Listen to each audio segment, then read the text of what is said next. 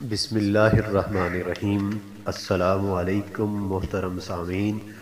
جس طرح سال 2020 کو عام الحزن کہا جا رہا ہے کہ بہت سارے علماء کرام اس دنیا سے رحلت فرما گئے، بڑے بڑے بزرگوں کا سایہ ہمارے سروں سے اتر گیا، 2021 کا آغاز بھی اسی تسلسل کے ساتھ ہوا ہے۔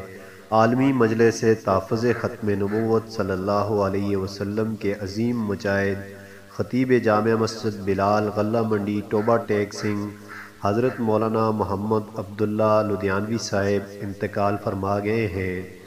آپ عالمی مجلس تحفظ ختم نبوت کے عظیم مجاہد اور رہنما تھے۔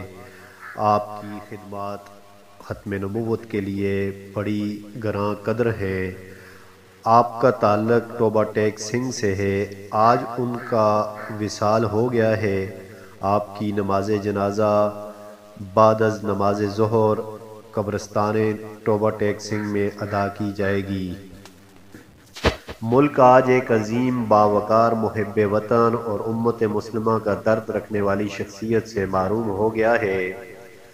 آپ کی نماز جنازہ 2 بجے گوشوالہ والے قبرستان ٹوبہ ٹیک سنگھ میں ادا کی جائے گی۔ اللہ رب العزت سے دعا ہے کہ اللہ تعالی حضرت کے درجات کو بلند فرمائے، آمین۔